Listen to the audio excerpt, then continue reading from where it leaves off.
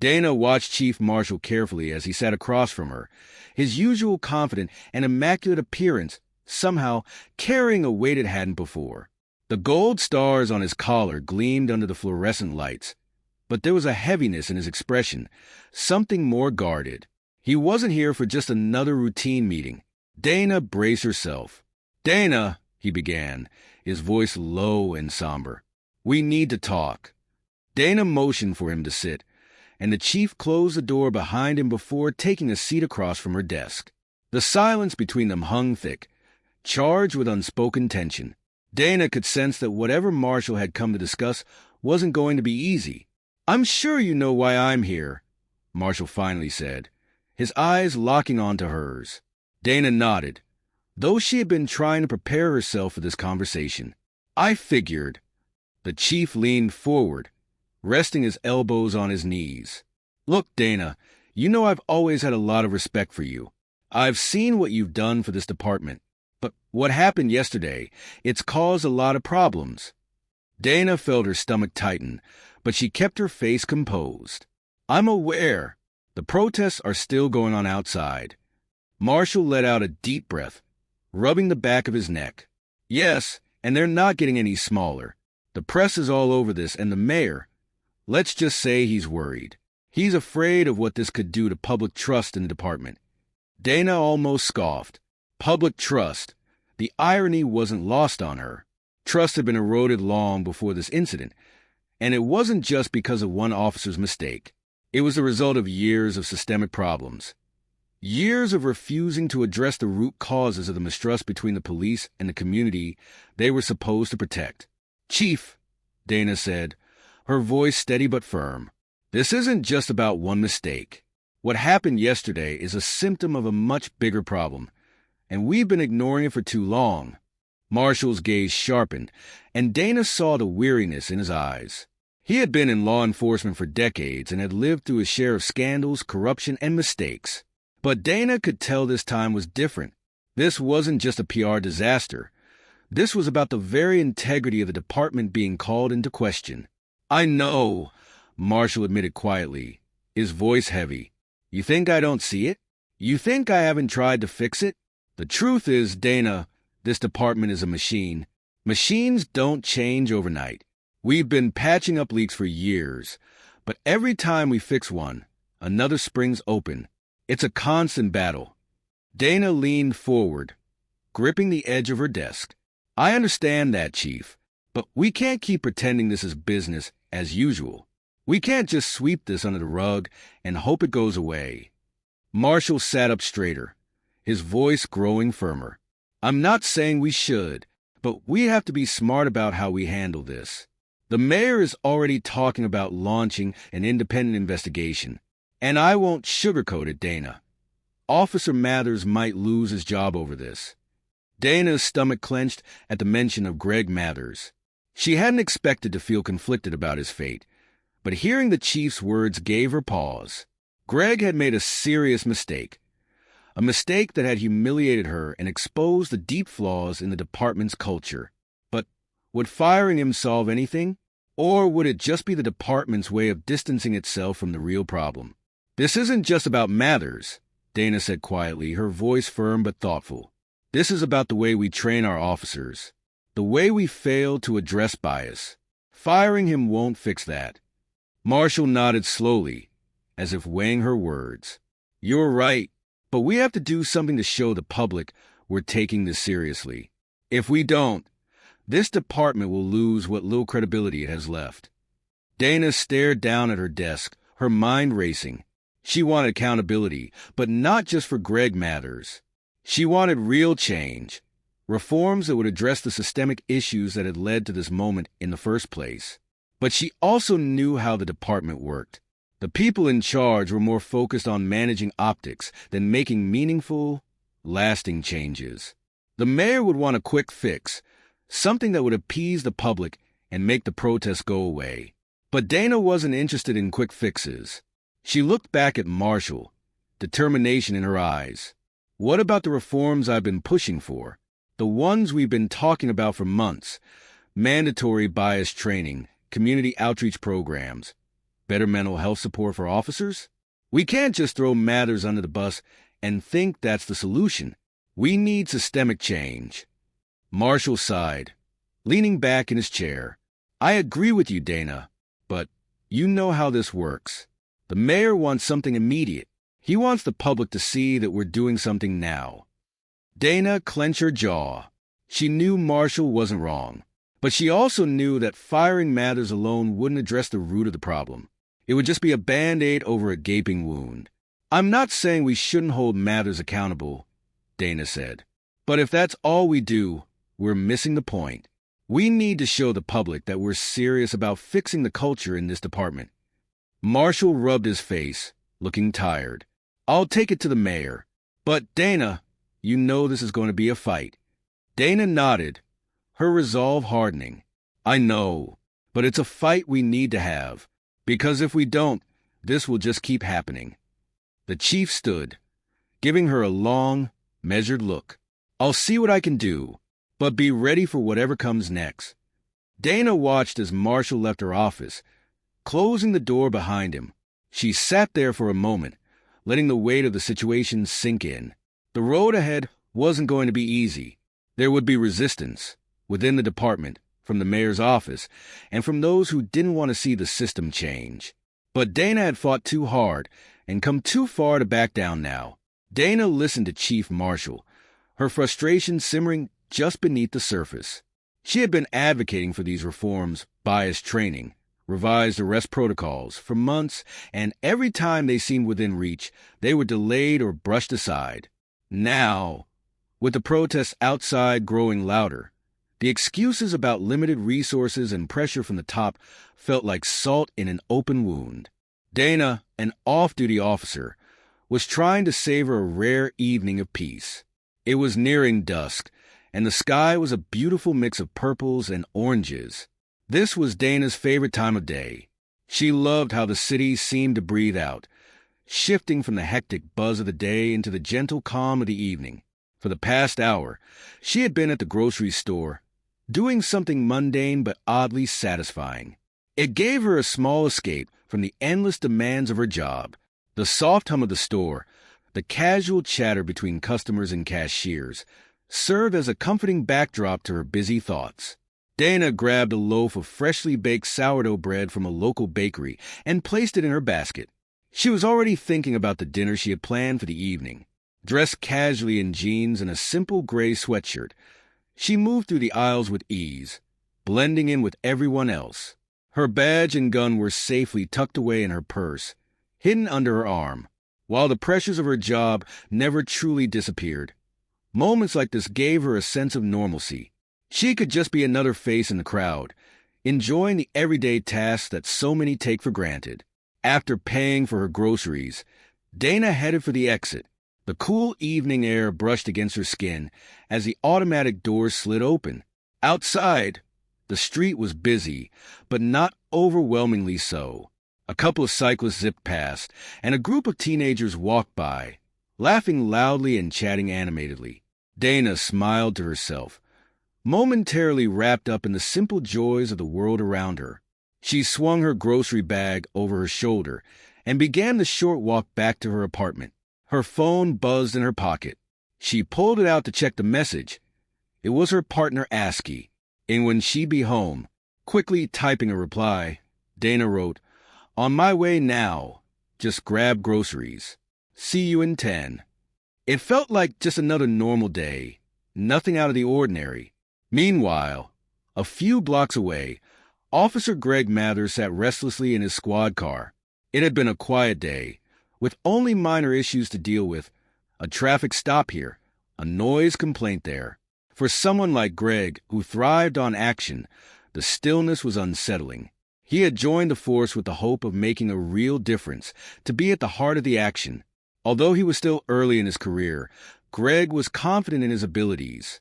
He often relied on his instincts, which sometimes were spot on, but could also be clouded by biases he wasn't fully aware of. Suddenly, the radio in Greg's car crackled to life. The dispatcher's calm yet urgent voice announced, "Attention all units. We have a 1031 in progress." Robbery suspect, black female, mid-30s, wearing dark jeans and a gray sweatshirt. Last seen heading west on 5th and Maple. Greg's attention sharpened immediately. He straightened in his seat, adrenaline kicking in. Unit 34, copy that, Greg replied, his voice firm as he spoke into the radio. Heading toward 5th and Maple now. His pulse quickened as he gripped the steering wheel, his mind racing with thoughts of what might happen next. A robbery suspect on the run. This was the kind of situation he had been waiting for. He replayed the details in his head. Black female, mid-30s, dark jeans, gray sweatshirt. He made a sharp turn down Maple Street, his eyes scanning the area for anyone who fit the description.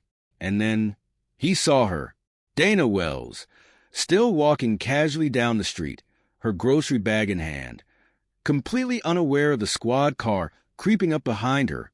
To Greg, everything seemed to click into place. She was a black woman in her mid-30s, wearing dark jeans and a gray sweatshirt, exactly like the description he had just heard over the radio. He didn't stop to second-guess it. Greg's heart raced as he pulled over to the curb, his eyes glued to the woman walking ahead of him. His instincts told him to act quickly. He jumped out of the car, not taking his eyes off her for a second as she walked, blissfully unaware of what was unfolding behind her. "Ma'am!" "Stop right there." Greg's voice echoed down the street, loud and commanding. The sudden sound of authority startled Dana, and she froze in place, her body tense with confusion. She hadn't fully processed what was happening yet. Slowly, she turned around, squinting against the bright headlights of the police cruiser, which now felt like spotlights shining directly at her. Her mind raced to catch up. Dana stood frozen, her mind racing with the realization that something was terribly wrong. She hadn't done anything illegal, so this had to be a misunderstanding. But the way the officer stood, his posture rigid, and the firm tone in his voice told her this wasn't just a simple mix-up. "Is there a problem, officer?" she asked, keeping her voice calm but unable to hide the edge of concern creeping in. Dana had been in situations like this before, not as the target, but as an officer handling the scene. Her experience taught her that the best way to defuse tension was to stay composed, controlling both her words and body language. But Greg wasn't hearing any of that. His mind was already made up. His pulse pounded in his ears as he stepped closer, his hand instinctively resting on the grip of his gun. The description he received over the radio echoed in his head. Black female, mid-30s, dark jeans, gray sweatshirt. And the woman in front of him seemed to fit that description perfectly. "Hands where I can see them," Greg barked, his voice hard and demanding, his whole body braced for action. Dana's brow furrowed in confusion. She had handled plenty of tense moments before, but never had she been the one under suspicion. "Officer, I think there's been some kind of misunderstanding," she began, her voice still calm, still trying to make sense of this bizarre situation. But Greg wasn't listening. His eyes were fixed on her, watching her every move, his training taking over. He was in full control mode, expecting the worst. He'd made plenty of arrests in his time, many under similar circumstances. His grip tightened on his gun as he repeated himself, louder this time. "I said, hands where I can see them. Now!"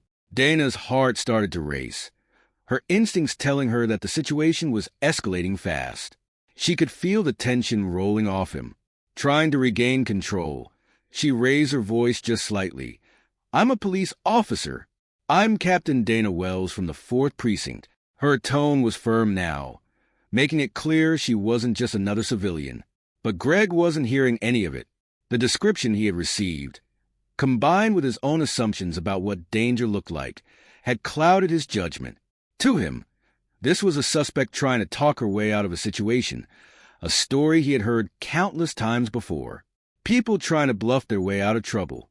"Yeah, right," he muttered under his breath, barely acknowledging what she had said. His hand was already moving toward his handcuffs. In his mind, she was just another suspect trying to pull a fast one. Before Dana could respond, Greg had grabbed her arm, spinning her around with more force than necessary. Her purse tumbled to the ground, and her groceries scattered across the sidewalk. She barely had time to process what was happening before she felt the cold steel of the handcuffs locking around her wrists. The suddenness of it all sent a jolt of shock and anger through her. "Officer, this is a mistake." Dana's voice was now filled with frustration as she tried to free herself from the cuffs. "My badge is in my purse. I am Captain Dana Wells. You've got the wrong person." Her voice rose with each word, but it made no difference. Greg was already deep in his tunnel vision, treating this like any other arrest. In his mind, he was just following protocol, doing his job. His grip on her arm remained tight as he led her toward the back of his squad car, completely ignoring the scattered groceries on the ground, ignoring her rising anger and protests.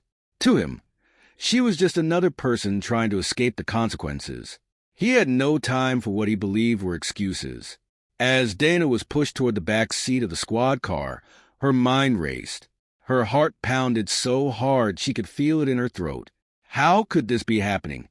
How could one of her own colleagues, a fellow officer, be doing this to her? She had spent years working alongside officers like Greg, building trust, creating bonds. And yet, in this moment, none of that seemed to matter. It was as if all those years of service meant nothing. To Greg, she wasn't Captain Dana Wells anymore. She was just another black woman in handcuffs, her identity stripped away in an instant. The humiliation of it all burned inside her. How could he not see who she was? How could it all be reduced to this? Greg pushed her into the back of the car, shutting the door behind her. The world outside seemed to slow down. People on the street had started to gather, some pulling out their phones to record the scene. To the bystanders, it looked like another arrest, another scene that had become all too common, a black woman being taken into custody by a white cop. It was a sight that had ignited outrage time and time again, and here it was playing out in front of them once more. Dana could feel the weight of their eyes on her, their phones documenting her every move. The anger, the shame, the disbelief, all of it washed over her in waves. This wasn't just about her anymore. It was about something bigger, something deeply rooted in the fabric of their society, a painful reality that she could no longer escape. Greg, already running on autopilot, felt certain he had done his job. He had apprehended the suspect, and in his mind, justice had been served. Calmly, he radioed into the precinct. Suspect in custody, his voice steady and confident. As he pulled away from the curb, the distant wail of sirens accompanied him. Dana sat in the back of the squad car, her hands cuffed tightly behind her, staring blankly out of the window. The city lights whizzed by, but all she could feel was the growing weight of what had just happened. This wasn't just a mistake. This was an accusation that went far deeper than a simple misjudgment. It was a harsh reminder of everything she had been fighting against, everything she had believed in, and how the system she had dedicated her life to had failed her, just as it had failed countless others before. And she knew, deep down, that what happened next would change everything. "I know, and I agree with you that those reforms are necessary," Marshall sighed, leaning back in his chair. "But the department's resources are stretched thin. Implementing new training programs takes time, money, and manpower. Right now, we're under a lot of pressure to contain the situation." Dana's fist clenched under the desk. It was always the same story. The department had money for new equipment, tactical gear, and PR campaigns, but when it came to addressing the deeper issues, bias, inequality, accountability, there was always some bureaucratic reason why it couldn't happen. "I'm not asking for miracles," Dana said, her voice tightening. "But we need to start somewhere. If we don't, what happened to me will keep happening to others. Civilians won't have the rank or the platform to speak out. They'll just suffer in silence." Marshall's eyes softened, a flicker of empathy crossing his face. "I hear you, Dana, and I'll support you in pushing for those reforms. But you have to understand, there's going to be resistance, not just from the higher-ups, but from inside the department. A lot of people don't want to admit we have a problem." "I'm not afraid of resistance," Dana replied, her tone steady but firm.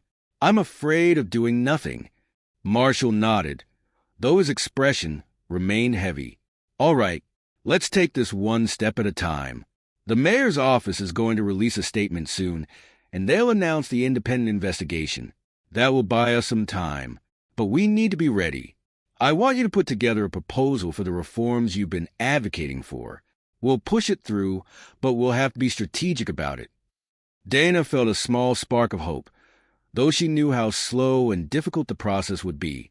Still, it was something. It was a start. I'll have the proposal ready by the end of the week, Dana said, her voice resolute. Good, Marshall replied, standing up. His expression was still serious, but there was less tension in his demeanor. And Dana, take care of yourself. This isn't going to be easy. There's going to be a lot of scrutiny on you. But you're one of the best officers we have, and I don't want to lose you. Dana looked up at him, her gaze hard but appreciative. I'm not going anywhere, Chief. Not until we get this right. Marshall gave her a small nod, then turned and left the office, closing the door softly behind him. As soon as he was gone, Dana let out a long breath, leaning back in her chair. The weight of the conversation, of the situation, of everything that had happened pressed down on her. But she refused to let it crush her. She had come too far, fought too hard to back down now. Her phone buzzed again, and this time she picked it up, reading Emma's message once more. She thought about calling her, hearing Emma's voice, finding some comfort in the middle of all this chaos. But she hesitated. Emma had always been supportive. But Dana knew this was something she had to face on her own, at least for now. She typed out a quick response. I'm okay, just a lot going on. I'll see you later tonight. As she set the phone down, Dana stared at the blank report on her computer screen. There was so much to do, so much to think about, but she had to focus. The reforms she had been pushing for were more important now than ever, and she couldn't afford to lose sight of that. She began typing, the soft sound of the keyboard filling the silence of her office. Outside, the protest continued, the voices of the crowd growing louder, more insistent. They were demanding change, demanding justice. And Dana knew she had to be part of that change. She had to use her position, her influence, to push for something better, something that would ensure what had happened to her never happened again to anyone. She worked late into the night, her determination fueling her. The events of the past day had shaken her deeply, but they had also ignited a fire within her, a fire she wasn't going to let burn out. Not until the job was done. Dana Wells sat straight-backed at the press conference table, her hands clasped firmly before her. The room buzzed with a palpable tension as the gathered reporters waited, eager to capture the story of the day. Camera flashes lit up the dim conference room, and she could feel the weight of their curiosity pressing in on her. This wasn't just a story for them. It was a reckoning.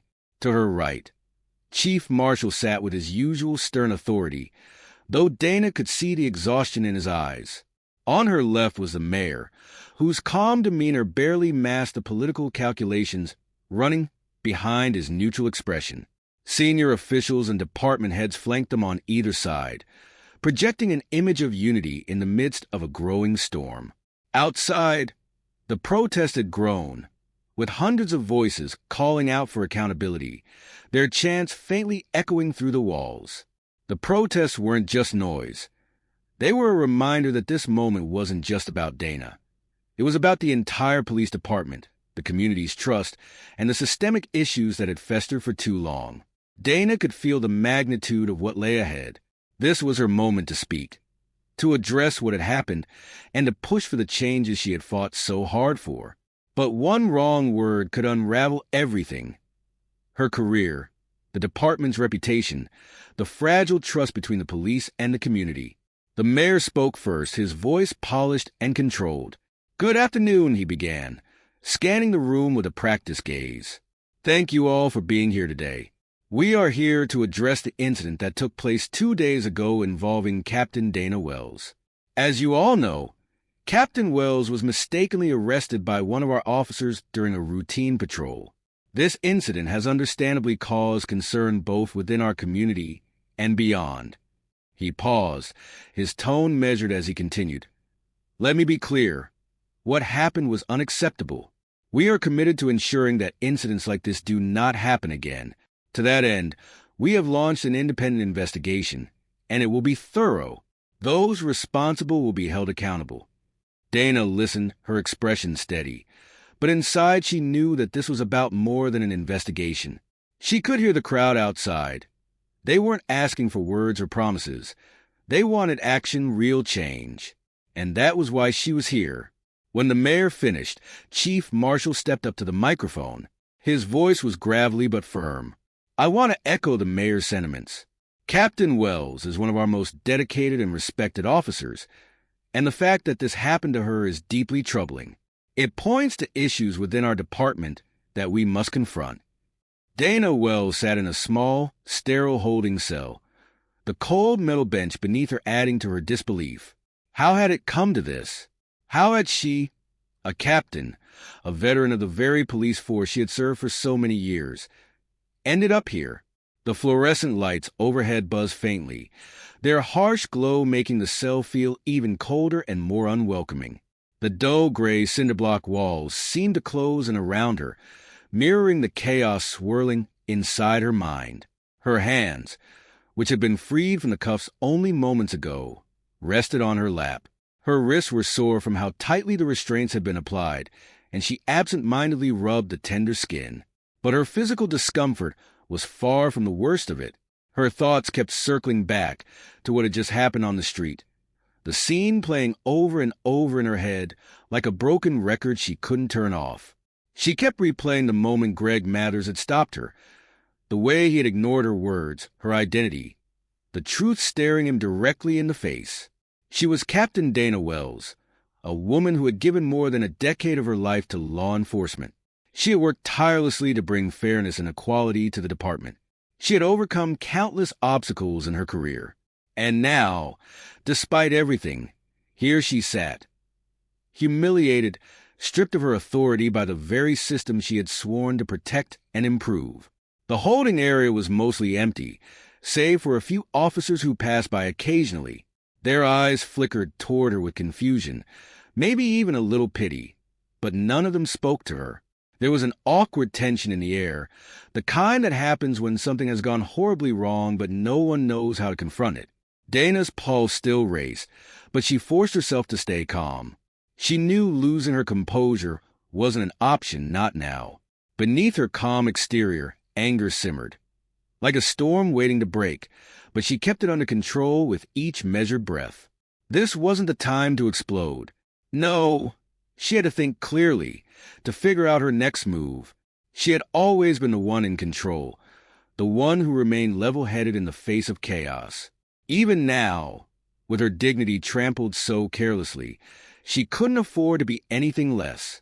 The door to the intake room creaked open, breaking the tense silence, and Sergeant Maria Lopez walked in. Her expression was a mix of disbelief and concern as she scanned the room. When her eyes landed on Dana, sitting behind the bars, her face went pale. For a moment, Lopez hesitated, her hand hovering over the door handle, as if she needed to gather herself before facing the reality of what had happened. Captain Wells.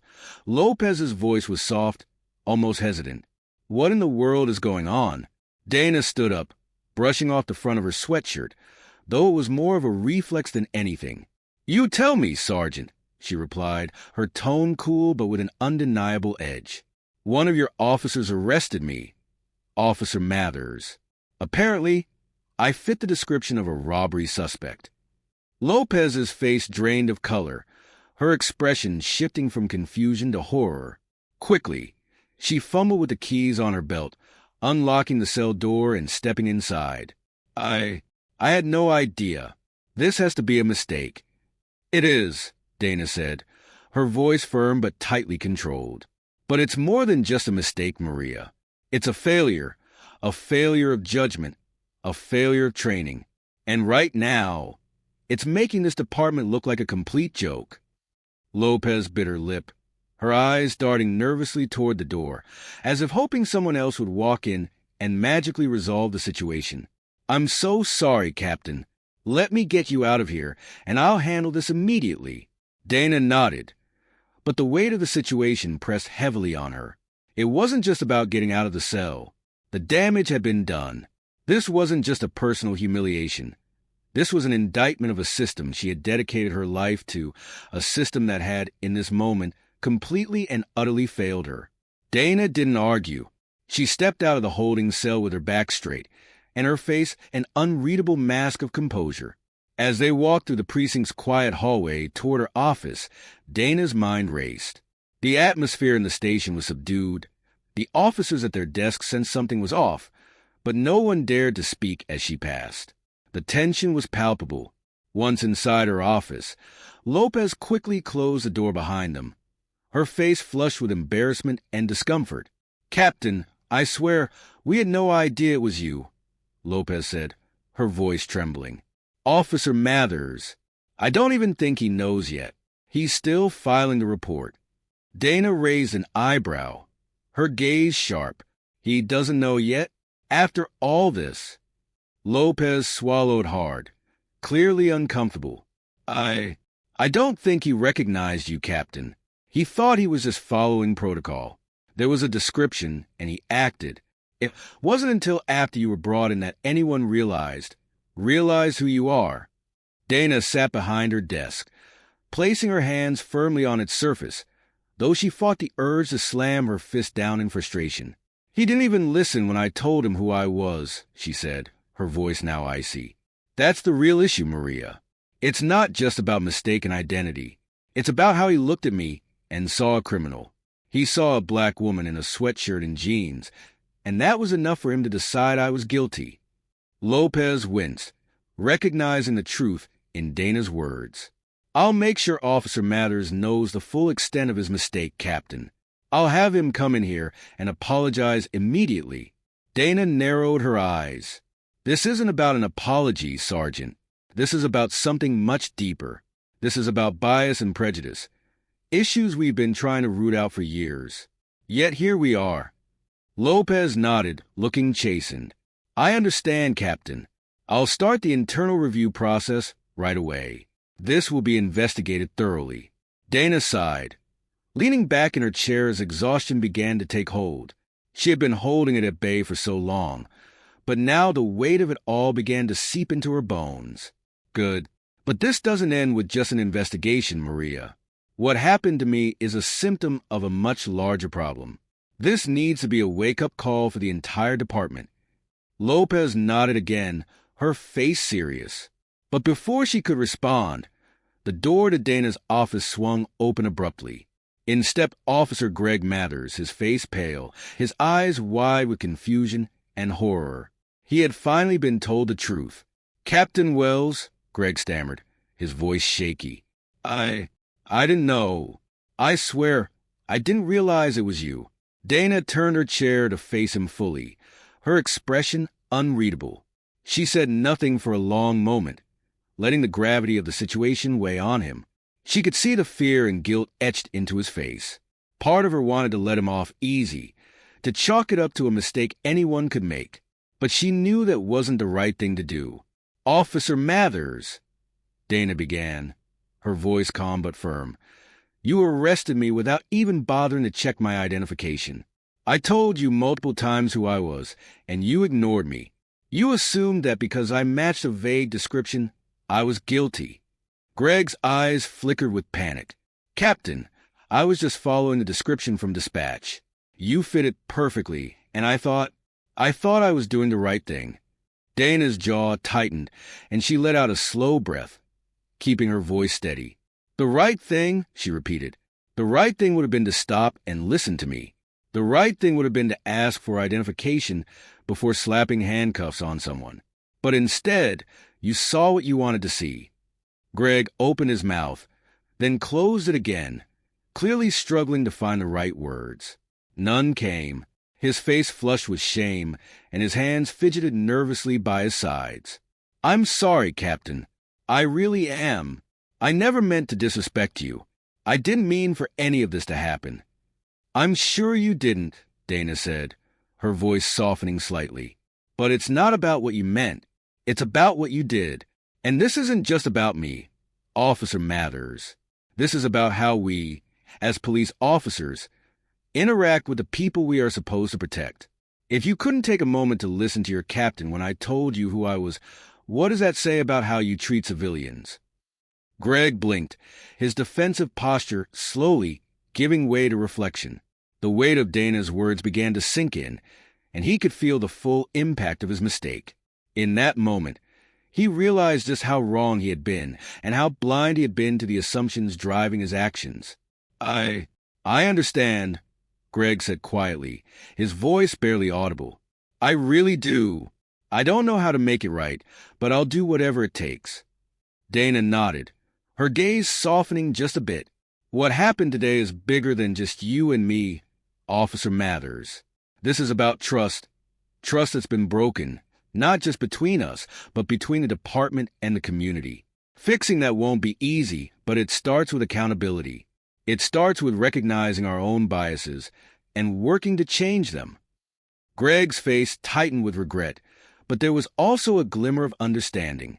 Yes, Captain, I'll take responsibility for my actions. I'll do better. Dana nodded. That's all I can ask for. We all need to do better. Dana wasn't ready to let Greg off the hook just yet. She fixed her eyes on him, her voice calm but piercing. You didn't see a person, Greg. You saw a threat, and you acted on that assumption without stopping to question it. That's a problem, and it's not just your problem. It's a problem throughout this department and, frankly, across the entire police force. Greg stood there, silent, his gaze downcast. He had no defense left, no words that could undo what had happened. He knew there was nothing he could say to make it right. Lopez, sensing the gravity of the moment, stepped in. Captain, I'll make sure Officer Mathers undergoes a full review. I'll also be recommending further training for all our officers on racial bias and proper procedures. Dana nodded, but her mind was already moving beyond just training. Good. But this isn't just about more training. We need to start holding people accountable for these kinds of mistakes. If we don't, if we just pay lip service to the idea of reform, we're going to keep ending up in the same situation over and over again. Greg nodded slowly, his face still pale as the weight of Dana's words sunk in. He finally seemed to grasp the magnitude of what she had been telling him. Dana leaned forward, her eyes locking onto his. Officer Mathers, I expect better from you. I expect better from all of us. Do you understand? Greg swallowed hard, his voice barely a whisper. Yes, Captain, I do. With that, Dana dismissed him with a wave of her hand. Greg quietly left the office, still visibly shaken. Sergeant Lopez stayed behind, her posture tense. Captain, I'm truly sorry this happened. We'll fix this. I promise. Dana nodded, though the heaviness in her chest remained. Make sure we do, Maria. Make sure we do. The news of what had happened spread through the precinct faster than anyone had anticipated. By the time Dana left her office, the whispers had already started. Officers who had been busy with reports or casual conversations suddenly fell silent. Heads turned, and curious eyes followed Dana as she moved through the corridors. The air was thick with the weight of what had just unfolded. The arrest of Captain Dana Wells, a respected and high-ranking officer, by one of her own was already the talk of the department. Dana could feel the stares, but she ignored them. She had been under scrutiny before, but this was different. This wasn't the kind of attention that came with a commendation or a celebrated case. This was the kind of attention that came with scandal. She kept her head held high, walking with purpose despite the simmering humiliation beneath the surface. What had happened in that holding cell wasn't just a personal embarrassment. It was a public one. And Dana knew there would be consequences far beyond the walls of the precinct. She could already hear snippets of conversations as she passed by. Did you hear? Officer Mathers arrested Captain Wells by mistake. Wait, Captain Wells? Seriously? How does that even happen? Man, he's screwed. This is going to blow up. You think they'll fire him? Dana tuned out the gossip. Her focus was on the larger issue at hand. She had always prided herself on maintaining her composure, but the weight of the situation was pressing down on her like never before. This wasn't just about her. It was about the department she had devoted her life to. The precinct, the place she had once seen as a symbol of progress, was now at a crossroads. What had happened to her was a symptom of a much deeper issue, a systemic problem that ran through not only her department but law enforcement as a whole. The bias, the quick assumptions, the lack of accountability. It was all part of a larger machine that needed to be overhauled. Dana knew that if meaningful change was going to happen, it couldn't just be about her personal experience. It had to be about fixing the root causes of the problem. As she stepped outside the precinct, the cool evening air hit her face like a slap, pulling her out of her thoughts. The hum of distant traffic seemed at odds with the stillness that hung around her. For a moment, Dana stood there on the steps of the building, allowing herself to pause and take it all in. She glanced at the street in front of her, the world carrying on as usual, oblivious to the turmoil brewing inside her. The precinct had always felt like her second home, a place where she could make a difference, where she believed she had the power to change things for the better. But now, as she stood there, she wasn't sure anymore. Dana's confidence in the system she had worked so hard to improve had been shaken. The question wasn't just about what she would do next. It was about what the entire department and the entire justice system would do next. This wasn't a moment for just reflection. It was a call to action. The path forward would be difficult, and the obstacles were many. But if Dana had learned anything in her years of service, it was that change, real, lasting change, never came easy. And now, more than ever, she knew that it was her responsibility to fight for that change, no matter how hard it might be. After what had happened, the precinct no longer felt like home. It was as though a barrier had formed between Dana and the place she had once found purpose. The building, the people, it all seemed foreign now, like she was an outsider. Her phone buzzed in her pocket, pulling her back to the present. She absent-mindedly swiped the screen and saw a text from her partner. The message was simple but loaded. "Are you okay?" Dana hadn't had the time, or maybe the courage, to explain what had gone down. How could she put into words the indignity of being arrested by one of her own? The way her authority had been stripped away in an instant, leaving her vulnerable and exposed. She hesitated, unsure how to respond, before typing a brief, non-committal reply. "I'm fine. I'll be home soon. Long day." As she tucked her phone away, movement down the street caught her eye. A small group of people had gathered on the corner, their faces lit by the glow of their phones. It took her a second to realize they weren't just standing there. They were filming. They were recording her. Some were taking pictures, their cameras trained on the precinct and, more specifically, on her. Her heart sank. The incident had gone viral. A bystander had captured the moment of her arrest, and now the story was out in the world, no longer under her control. A fresh wave of frustration washed over her. She hadn't even begun to process everything, and already her personal humiliation had become public consumption. The shaky, incomplete video would likely become the public's first impression of the incident. The narrative would be shaped by angles and commentary from people who didn't know the full story. She could already imagine the headlines. Black female police captain wrongly arrested by white officer. It was a sensational story, one that fit perfectly into the broader narrative of racial bias in policing. Dana hated it, but she couldn't deny it. This was bigger than just her now. Her mind raced as she thought about how the department would handle it. The chief had already left her a voicemail earlier, the tone apologetic but also panicked. "We'll handle this, Dana. Let's not make a big deal out of it. We need to be united on this." But Dana wasn't sure she could go along with that. Sweeping it under the rug wasn't going to fix anything. If she stayed silent, if she didn't demand accountability, what kind of message would that send? To the department, to the community she served?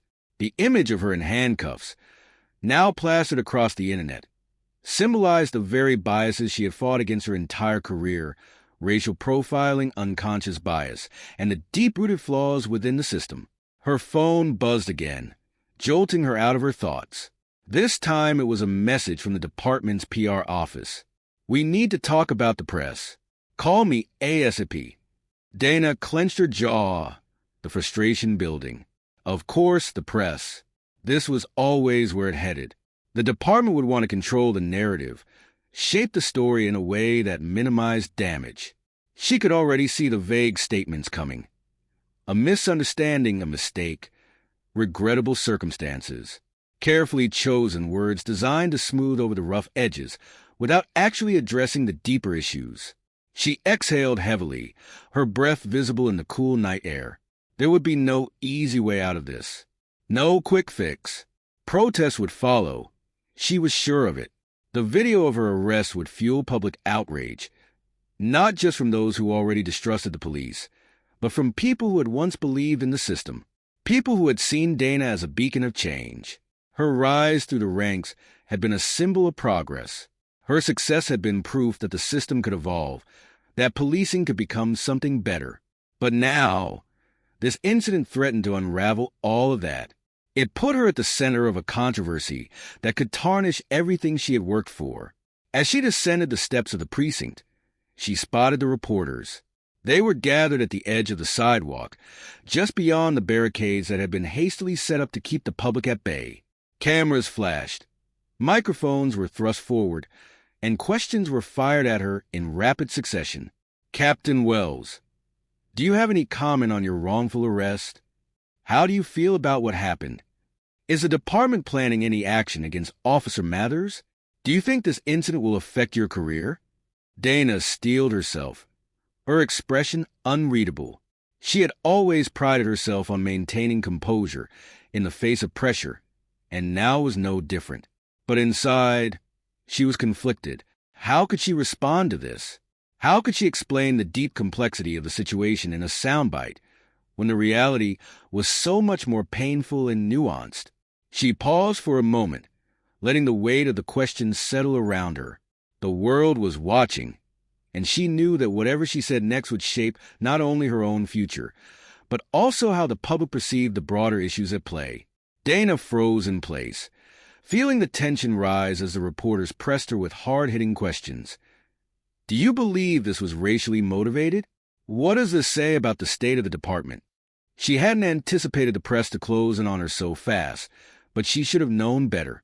This was the kind of story they thrived on, an explosive narrative that would generate clicks, views, and outrage. It was tempting to stand in front of the cameras and let loose, to tell the unvarnished truth about what had happened. But Dana knew better.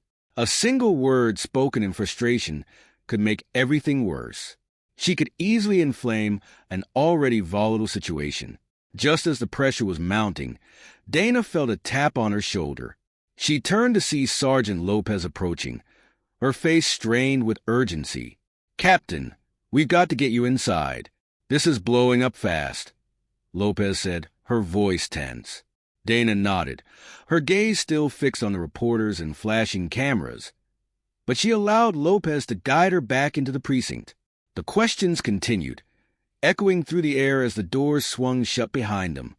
Once inside, the noise faded, but the weight of the situation pressed even harder. Lopez turned to Dana, clearly nervous. "The chief's in a meeting with the mayor right now. They're scrambling to figure out how to handle this. And there's already a protest forming outside." Dana rubbed her temple, feeling the stress mount. "Of course there is," she muttered. She had known this was inevitable. This was always going to happen, Maria. Lopez nodded slowly, her discomfort evident. "The higher-ups are worried. They're afraid this could turn into a full-blown scandal. There's talk about releasing a statement soon, but they want your input first." Dana felt a surge of anger rise in her chest. Now they want my input, she thought, after the humiliation she'd just experienced in front of the entire department, after being reduced to a symbol of everything wrong with the force. Now they wanted her voice? My input. Dana repeated, her tone sharp. After I've been humiliated in front of everyone?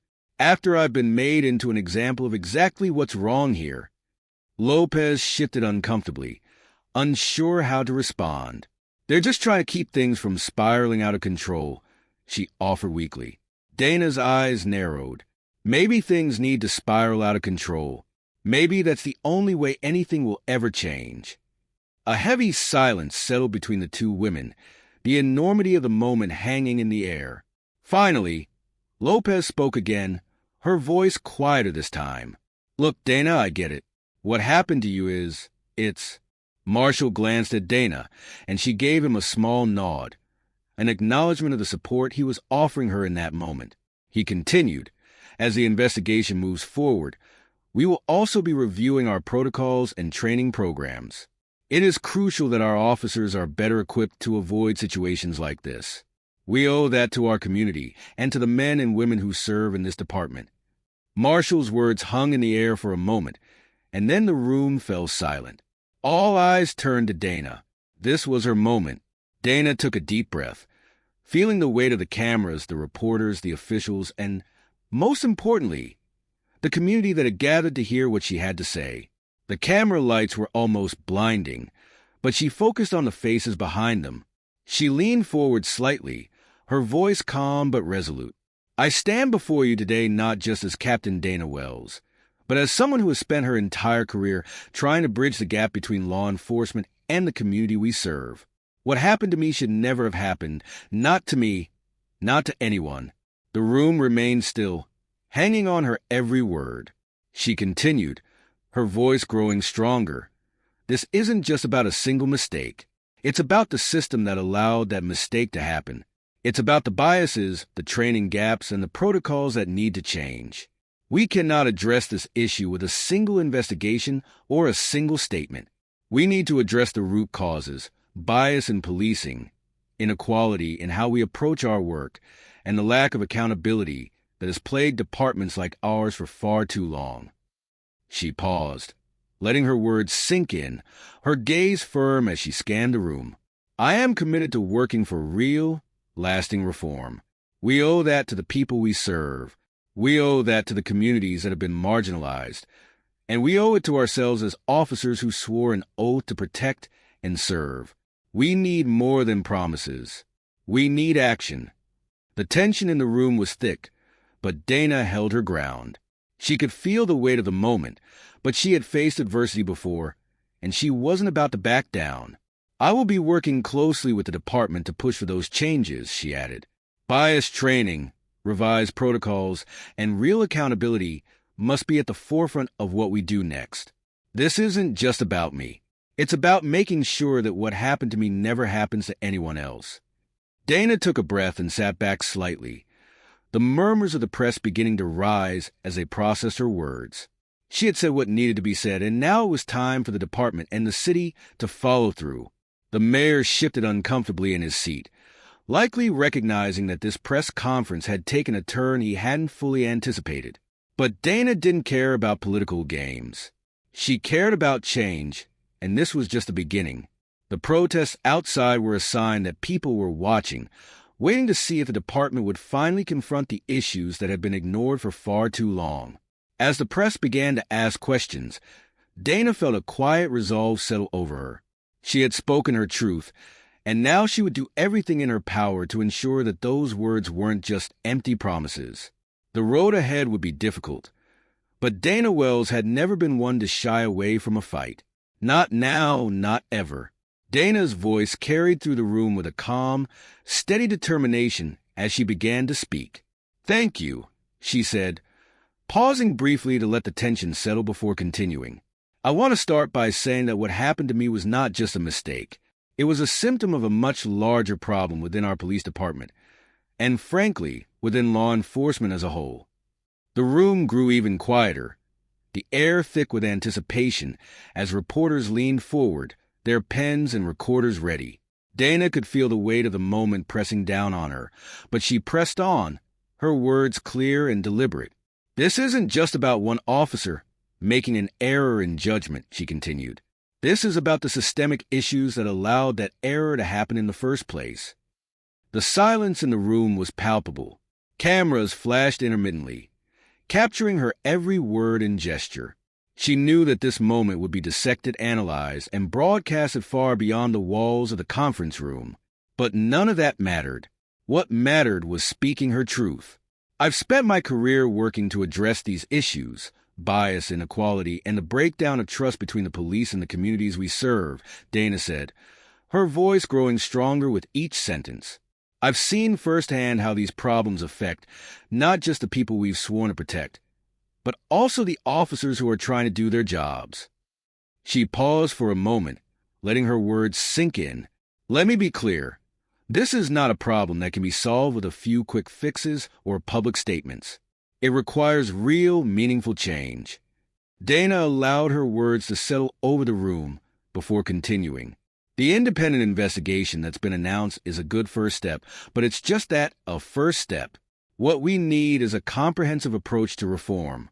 We need to overhaul our training programs to ensure every officer is equipped to make sound decisions in the field.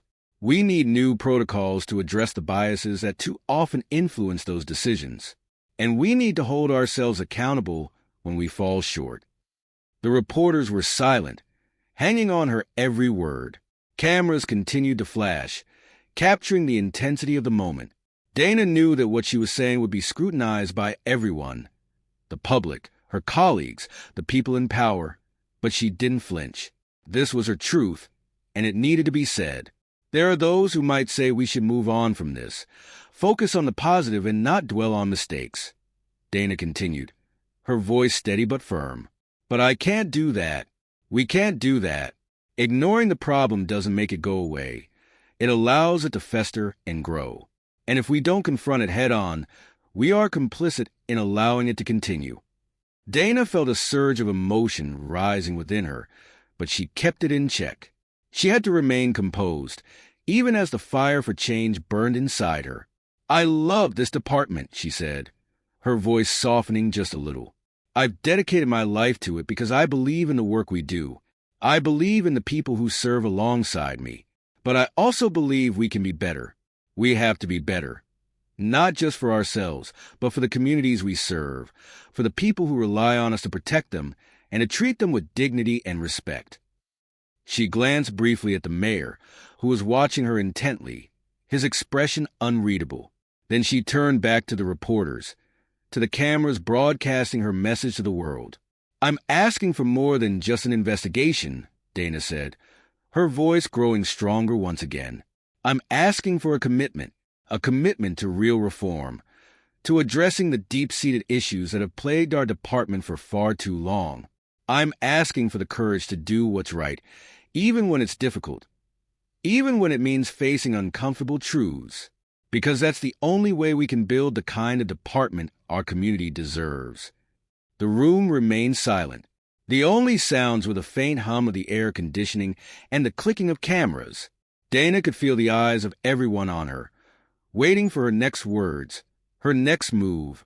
I'm not here to point fingers or assign blame, she continued, her tone steady but filled with conviction.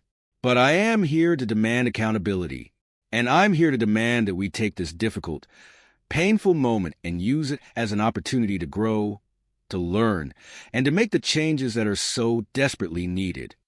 As she spoke, Dana glanced around the room at the faces of the people sitting around the table. The mayor, the chief, the other officials. Some looked supportive, while others appeared wary. But every one of them understood the gravity of what she was saying. Taking one final breath, Dana finished her statement. This isn't just about me. It's about all of us. It's about the kind of police department we want to be and the kind of legacy we want to leave behind. We have a choice right now, a choice to do the right thing or to let this moment pass us by. I choose to do the right thing. For a moment, the room remained silent, the only sound being the soft clicks of cameras as they captured the weight of the moment. Dana had said what needed to be said, and now the next steps were in the hands of the department and the city. But she wasn't done yet. She would continue to fight until the changes she had pushed for became a reality, not just for herself, but for everyone who deserved better, had said during one particularly heated meeting. And now you want to saddle us with more bureaucratic nonsense that'll make it even harder for us to do our jobs. Dana remained calm, her resolve unshaken. This isn't about making your jobs harder, she replied evenly, meeting the union representative's gaze head-on. It's about making sure that when you're out there, you have the training and the tools to make decisions that protect both yourselves and the community. It's about trust, and without that, we all fail. The room had fallen silent after her words, but she could still feel the tension. Dana knew the road ahead wasn't just going to be filled with policy changes and meetings. It was going to require shifting mindsets, and that was the hardest fight of all. Weeks turned into months, and Dana found herself entrenched in the battle for reform. The proposal she had drafted began to take shape, piece by piece. Bias training became mandatory, although it was met with grumbling from some officers. The overhaul of arrest protocols was slowly being implemented, with the department testing new approaches aimed at reducing unnecessary escalations. Community policing initiatives were launched in select neighborhoods, and while the reception was cautious at first, small signs of progress started to appear. The Independent Oversight Committee took longer to establish, as many higher-ups feared it would undermine the department's internal processes. But Dana pushed relentlessly, arguing that real accountability had to come from outside the system. Eventually, the committee was approved, albeit with significant compromises, but it was a start. Even as she celebrated these victories, however, Dana knew the fight was far from over. Every step forward felt like it came with a pushback from those resistant to change. Yet, she had come to accept that this was how progress worked: slow, painful, but necessary. Her own wrongful arrest had become a symbol, not just a failure but a potential. People within the community, who had once distrusted the police, began to reach out to her, sharing their stories, their frustrations, and their hopes. Dana made a point of listening to every voice, no matter how difficult the conversations were. The work was exhausting, and there were moments when Dana wondered if she had the strength to keep going. But each time she doubted herself, she remembered the faces of the protesters, the signs that had filled the streets, and the calls for justice. She remembered that this fight wasn't just for her. It was for everyone who had ever felt invisible, silenced, or betrayed by the system. One evening, months after the press conference, Dana sat in her office, staring at the city skyline through the window. The investigation had finally concluded, and its findings were both damning and illuminating. It confirmed what Dana already knew, that the department had deep-rooted issues that could not be ignored. The investigators had called for sweeping reforms, many of which aligned with her proposal. As she read through the final report, Dana felt a wave of emotions, validation, relief, and the weight of everything still left to be done. The fight wasn't over, but it was clear that change was possible. Real, meaningful change. Her phone buzzed, and she saw a message from Emma. "You've been fighting so hard. I'm so proud of you. Let's celebrate tonight. Just us. You deserve it." Dana smiled for what felt like the first time in weeks. She quickly typed back, "Thanks. I'd love that. See you soon." As she gathered her things and left the precinct, Dana felt a sense of resolve settle over her. The road ahead was still long, filled with challenges she couldn't yet foresee.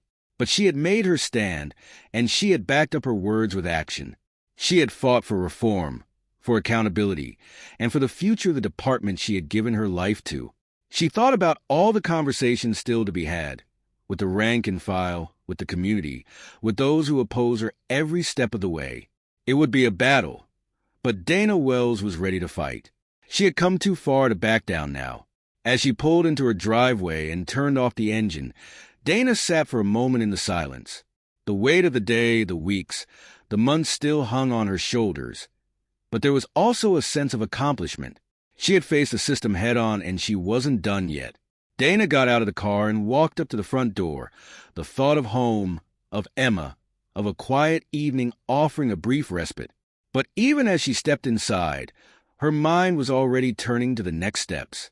The work continued, the strategies forming, the resolve hardening. Messed up, but the chief is trying to avoid this turning into something bigger than we can handle.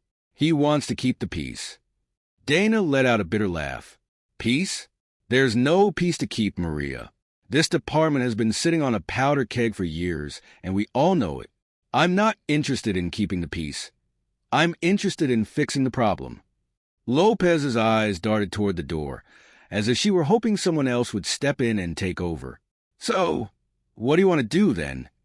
Dana didn't hesitate. I want accountability.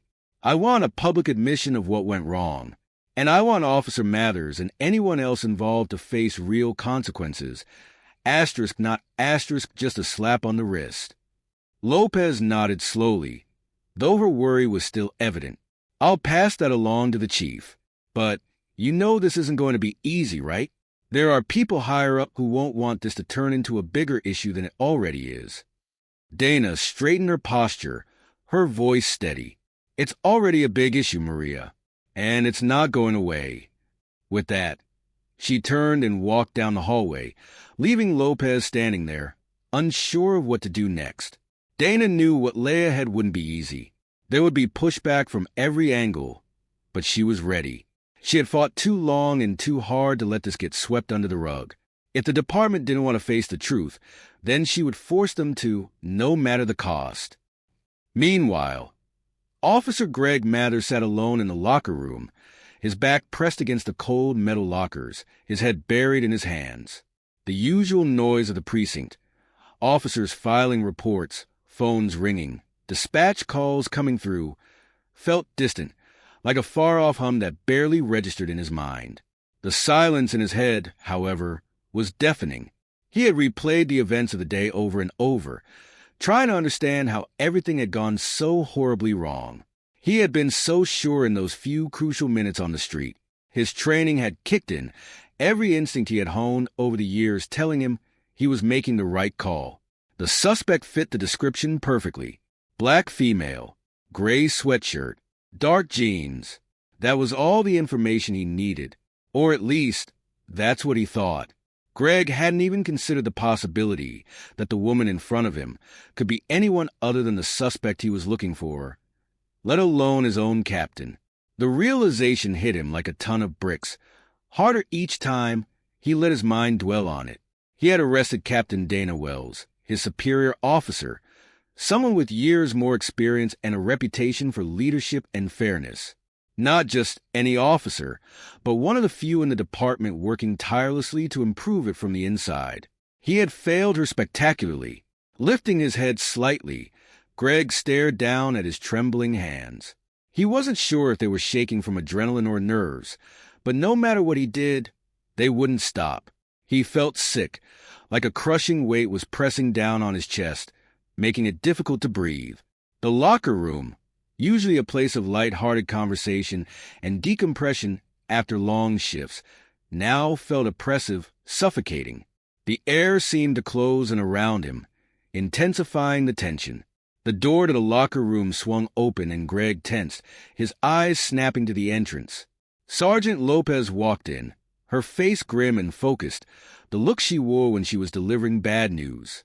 Greg had seen her like this before, and it rarely ended well. "Mathers," she said, her voice low and clipped. "We need to talk." Greg swallowed hard and stood up, his legs feeling weak and unsteady. Whatever was about to happen, he knew he had no choice but to face it. He followed Lopez out of the locker room in silence, his heart hammering in his chest.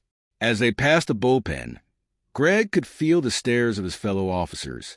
No one said anything, but the silence was louder than words. Greg knew that by now. Everyone in the precinct had heard what happened. His mistake wasn't just a personal failure. It had become the talk of the entire department. It would likely follow him for the rest of his career. Lopez led him into a small, sparsely furnished conference room, closing the door behind them. The room had a table and a few chairs, but it felt smaller than it was, as though the weight of the situation was pressing the walls in. Greg sat down at the table, his hands resting on his knees, his mind spinning with regret and self-doubt. Lopez stood for a moment, arms crossed, her gaze fixed on him. The tension was palpable, filling the room. Greg could feel the pressure mounting, the silence becoming unbearable. Finally, Lopez broke it. "Do you have any idea how bad this looks?" she asked, her voice calm but laced with frustration. Her eyes narrowed slightly as she stared at him. Greg's throat was dry, and when he finally spoke, his voice cracked. I I know, Sergeant. I didn't mean for any of this to happen. Lopez exhaled sharply, her hands dropping to her sides. Whether you meant for it to happen or not doesn't change the fact that it did. You arrested Captain Wells, one of our own, a Captain Gregg. Do you understand the gravity of that? Gregg nodded weakly, but it felt empty. I thought I was following protocol. The description matched, and I thought I had the right suspect. Lopez's voice rose slightly, disbelief creeping in. The description matched? She echoed, incredulous. Is that all it takes? A vague description, and you assume guilt? You didn't even stop to check her identification, did you? Gregg's face burned with shame. No, I didn't. I thought she was, I don't know, trying to talk her way out of it. I've seen people do that before. Lopez stared at him, her expression hardening. Talk her way out of it? She told you she was Captain Wells, and you didn't listen. You didn't even consider that she was telling the truth. Gregg dropped his gaze to the table, unable to meet her eyes. His mind was a storm of regret and confusion. He knew he had made a terrible mistake, but he didn't know how to make it right. There was no going back, no undoing the arrest, no way to erase the humiliation he had caused. Lopez pulled out a chair and sat down across from him, leaning forward slightly. Gregg, this isn't just about you making a mistake. It's about the fact that you saw a black woman in a sweatshirt and immediately assumed she was guilty. You didn't question it. You didn't hesitate. You acted on instinct, and your instincts were wrong. Her words hit him like a punch to the gut. Gregg had always prided himself on being a good cop, someone who followed the rules, someone who made decisions based on training and facts. But here he was, being confronted with the uncomfortable truth that his instincts had been colored by biases he didn't even know he had. He had acted on those biases, and the consequences were disastrous. I didn't realize, Gregg mumbled, his voice barely above a whisper. I was just trying to do my job.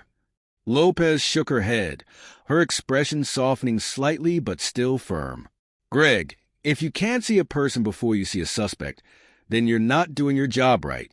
This isn't just about you. It's about how we as officers interact with the public. If you can't stop and listen, then what are we even doing? Gregg sat there, his head hanging low, the weight of his actions pressing down on him. He had made a terrible mistake, one that would haunt him for a long time. He knew now that he had to do more than just apologize.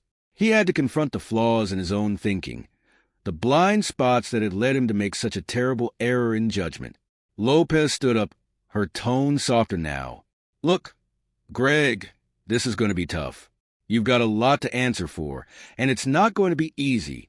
But you need to start by accepting what happened and figuring out how to make it right. Gregg nodded, barely able to meet her eyes. He wasn't sure how he was going to move forward, but he knew that ignoring the problem wasn't an option anymore. Gregg's world was unraveling, and he knew it. He had always prided himself on being the kind of cop who followed the rules, someone who did the right thing.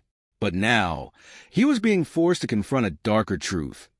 His instincts, his judgment, had been shaped by biases he had never wanted to admit to.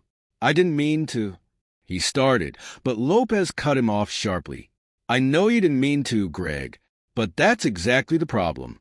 It's not about what you meant. It's about the impact of your actions. And the impact here is huge. Captain Wells is one of the most respected officers in this department, and you treated her like a criminal. Do you have any idea what kind of message that sends?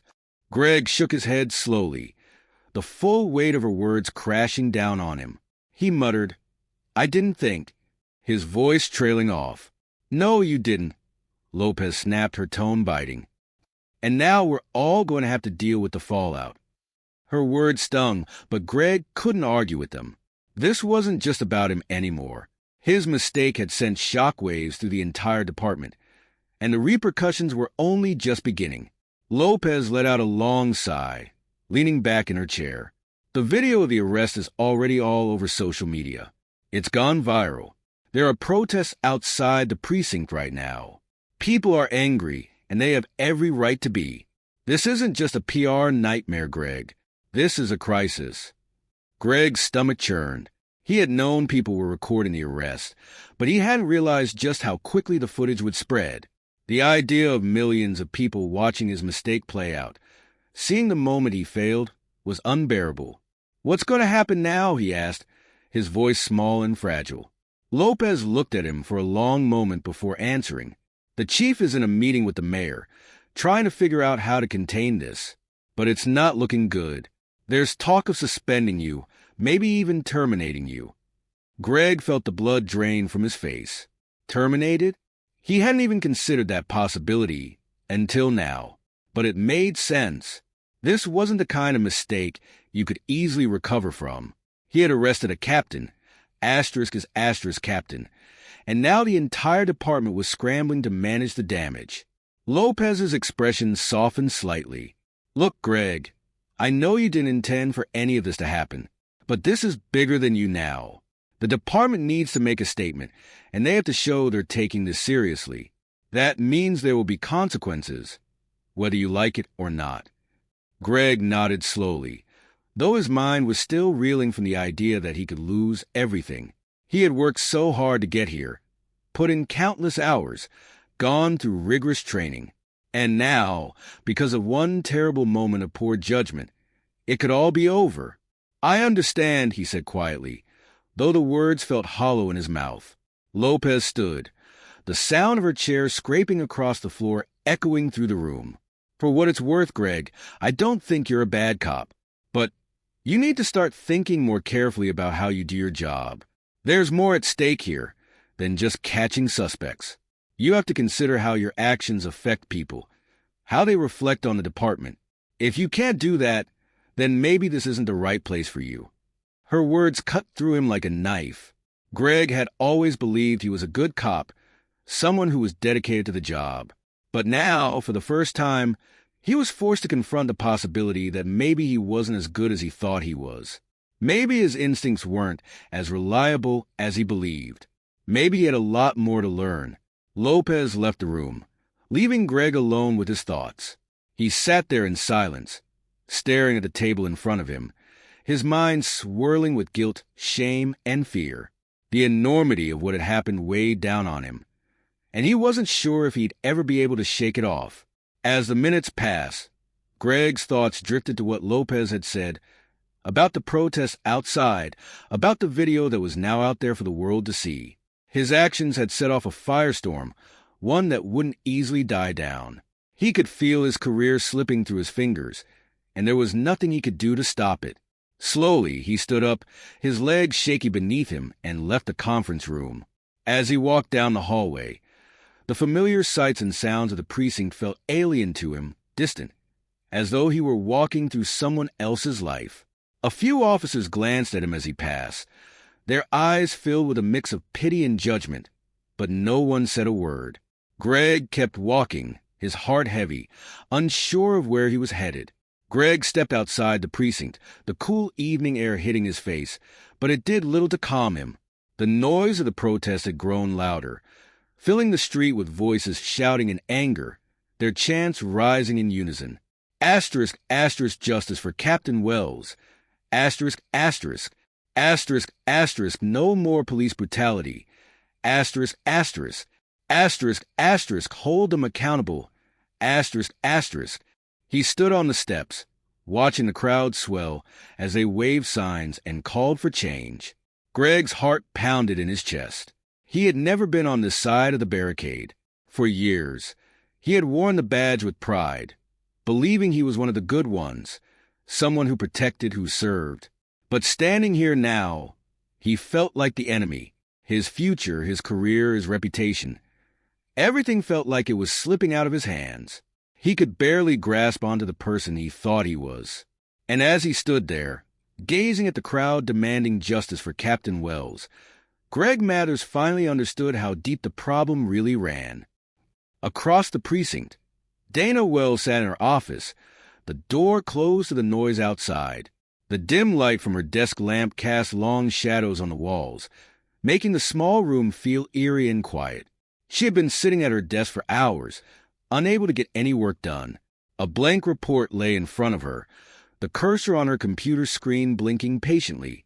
waiting for her to type something. But no matter how hard she tried, she couldn't focus.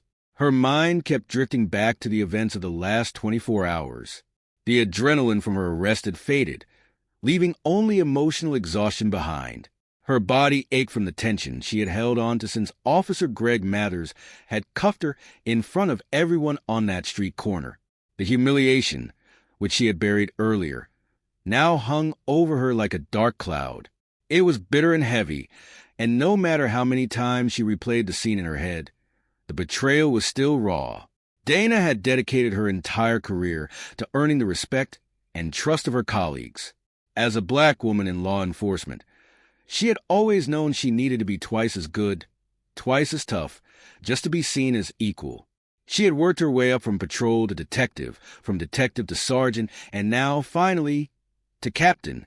Yet, despite all her accomplishments, despite everything she had done for the department, one of her own officers had arrested her, without listening, without recognizing her, without even questioning his assumptions. She clenched her jaw and leaned back in her chair, staring at the ceiling. The precinct had always been like a second home to her. She had poured her heart and soul into this place, believing she could make a difference from the inside. She had seen the systemic issues firsthand, the biases, the unfair treatment, particularly toward people of color, and she had fought to change things. Dana had pushed for diversity training, advocated for policies to combat racial profiling, and championed community policing efforts to rebuild trust between officers and the neighborhoods they served. And yet, after all of that, she had still ended up in the back of a squad car, handcuffed like a common criminal. Her phone buzzed on the desk, pulling her out of her thoughts. She glanced at the screen. A text from her partner, Emma. "How are you holding up? Everyone's talking about it at the station. Call me if you need to talk." Dana sighed, staring at the message. Emma worked as a firefighter across town. While their professions were similar, the culture in Emma's fire station couldn't have been more different from Dana's.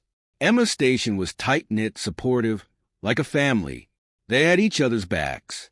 It was something Dana often envied, though she never said it out loud. The unspoken politics, the biases, and the constant need to prove herself in a predominantly white, male-dominated police force were exhausting. She couldn't afford to show any sign of weakness. She wanted to respond to Emma, to reassure her that she was fine, that everything would blow over soon. But the truth was, Dana wasn't sure if she was fine. She didn't know if this was something she could simply push aside and move on from. This felt bigger, more profound than just another obstacle. A knock on the door interrupted her thoughts. Dana quickly sat up, trying to push down the emotions that threatened to surface. "Come in," she called, her voice steady despite the turmoil inside. The door opened, and Chief Henry Marshall stepped inside. He was a tall, broad-shouldered man, once with jet-black hair, now streaked with gray.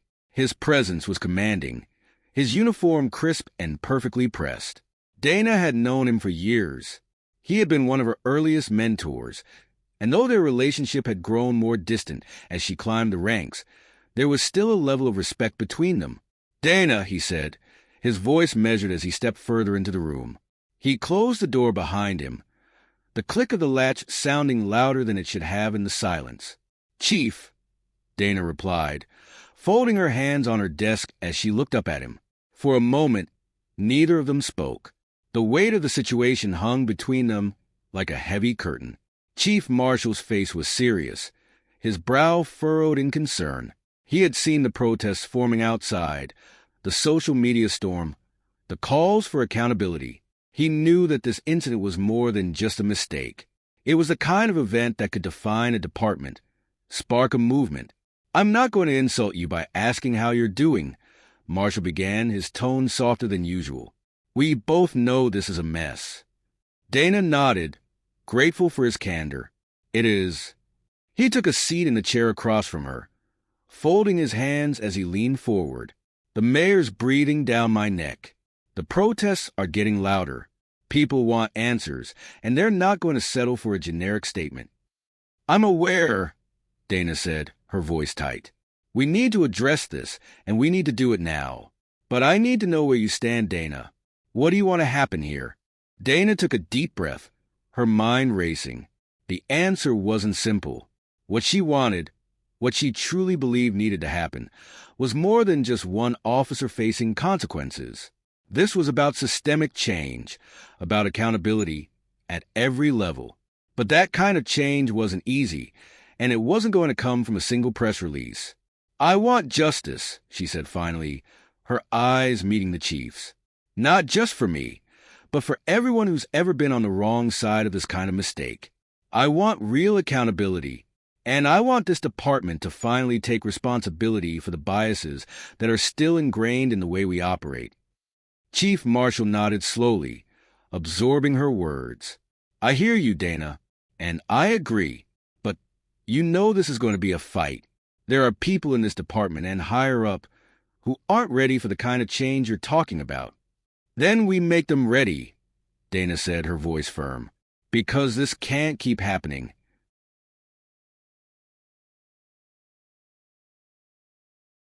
Dana Wells was ready for whatever came next, not just for herself, but for everyone who had been wronged, for everyone who believed in the possibility of real change. She wouldn't rest until the job was done, not until the department she had fought for became the place she knew it could be. A place where justice wasn't just an ideal, but a reality. The moment, she knew Emma was right. She had heard the advice countless times before, not just from Emma but from friends, colleagues, even her own instincts. But the relentless pressure to keep going, to see the reforms through, was overwhelming. She couldn't afford to slow down, not when they were finally making progress, not when the department needed her the most. I know, Dana said softly, her voice edged with exhaustion. But if I stop now, if I take my foot off the gas, I'm afraid things will start slipping. We've worked so hard to get this far. Emma squeezed her hand gently. And you'll keep moving forward, but not at the cost of your health, Dana. You need balance. You can't fight this battle alone, and you shouldn't have to. Dana sighed deeply, the weight of her responsibilities pressing down on her even more heavily. She had become the face of change within the department, someone the community was counting on, and someone her fellow officers looked to for leadership. The stakes were high, and she felt them in every meeting, every policy discussion, and every protest outside the precinct. The reforms she was pushing for weren't just about better training or new protocols. They were about rebuilding trust, about creating a department that truly served and protected everyone. But the resistance was everywhere, from the officers who felt threatened by the changes to the politicians who worried more about their careers than real justice. And while she had won small victories, the bigger battles were still ahead. I feel like if I stop, Dana said, her voice barely above a whisper, everything we've worked for could fall apart. Emma cupped Dana's face gently, her eyes filled with warmth and concern. It won't. You're not alone in this. You have allies. People who believe in what you're doing, who are ready to fight alongside you. You've already made a difference, Dana. But you don't have to carry this weight by yourself. Dana nodded slowly, allowing herself a moment of vulnerability, a brief break from the stoic strength she had worn like armor for so long.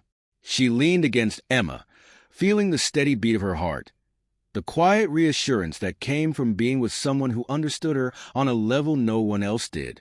I just don't want to let anyone down, Dana whispered.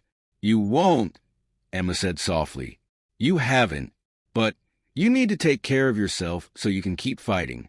The fight will still be there tomorrow, but tonight you need to rest. Dana closed her eyes, feeling the fatigue finally catch up to her.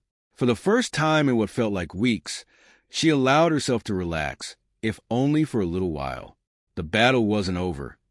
There would be more meetings, more negotiations, more opposition. But in that moment, sitting on the couch with Emma by her side, she realized that she didn't have to do it all at once. She didn't have to do it all alone. Okay, Dana finally said, her voice softer now. I'll take a break, just for tonight. Emma smiled, pressing a gentle kiss to Dana's forehead. That's all I ask. We'll take it one day at a time. As the soft jazz continued to play in the background, Dana felt some of the weight lift off her shoulders. The work would continue. But for now, she could pause, breathe, and find strength in the quiet moments. Tomorrow, she would pick up the fight again, stronger, more determined, and more ready than ever to see the changes through. But tonight, she rested. And if we don't address the root causes of that mistrust, we won't be able to do our jobs effectively at all. Dana met the eyes of each union representative, her voice firm but respectful. These reforms aren't about making life harder for officers. They're about building trust with the community we serve and ensuring that we're operating with the highest level of integrity and accountability. That's what will protect us in the long run. The union leader across from her frowned slightly, but Dana could see that her words had landed.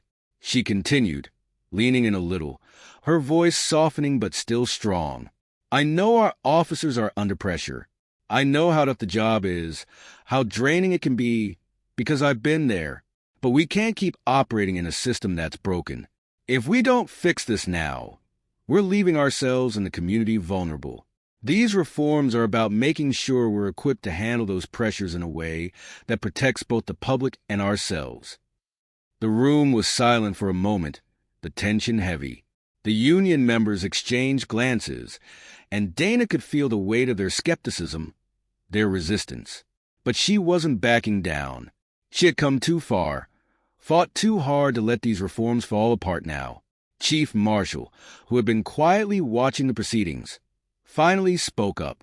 I think we all understand that change is difficult, he said, his voice steady and authoritative. But as Dana has pointed out, these changes are necessary. Our goal isn't to make anyone's job harder. It's to ensure we're doing our jobs the right way, with the trust of the community behind us. Dana nodded in agreement. We have an opportunity here to lead, to set an example for other departments. We can show that we're willing to make the tough decisions to improve how we serve and protect. I believe that with these reforms, we can create a department that we're all proud to be a part of. The union leader sighed, leaning back in his chair. Look, Dana, we're not against reform, but we're concerned about the timeline, the resources. Our officers are already stretched thin. How do we balance these new requirements with the day-to-day demands of the job? Dana had anticipated this question. That's where we need to be strategic. We can phase in the changes, provide the necessary support and training, and ensure that officers are given the time and resources to adjust. This isn't about overwhelming anyone. It's about creating a sustainable path forward. But we can't delay these reforms any longer. The longer we wait, the deeper the distrust becomes, and that's something none of us can afford. The room was quiet again, the union representatives clearly weighing her words. Dana could see the resistance softening, though it wasn't gone. It would take time, she knew, but she had planted the seed, and now it was up to them to either let it grow or continue resisting the change that was so desperately needed.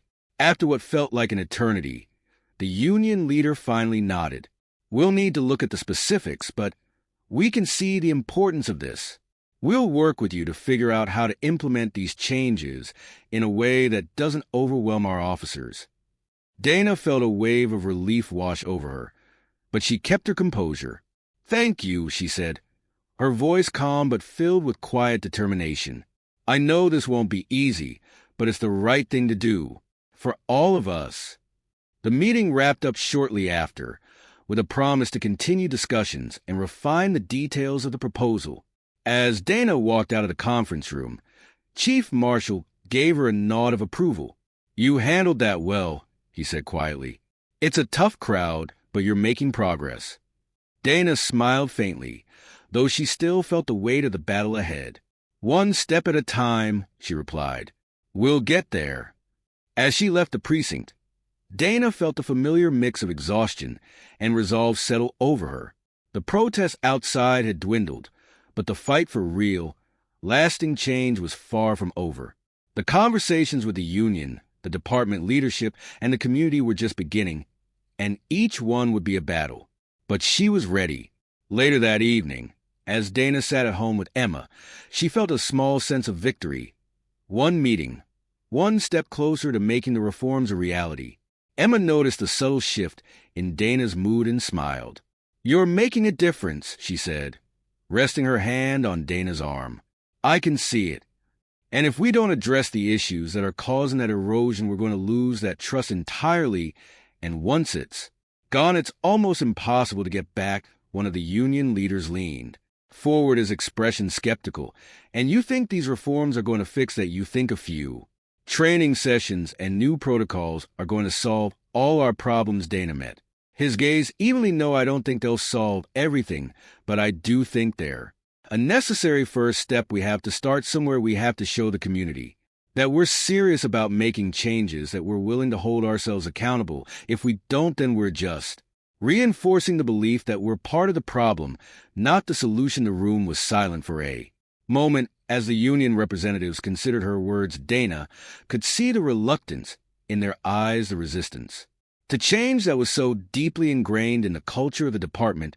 But she also saw something else, a flicker of understanding, of recognition that something needed to be done even if they didn't fully agree with her methods. The conversation continued with both sides making their arguments, negotiating the details of the proposal, looking for common ground. It was a long and difficult process with moments of tension and frustration, but Dana refused to give up. She knew that this was her chance to make a real difference, to push through the changes that were so desperately needed. By the end of the meeting, they had reached a tentative agreement. The union had agreed to support the reforms, though with some concessions and compromises that Dana wasn't entirely happy with.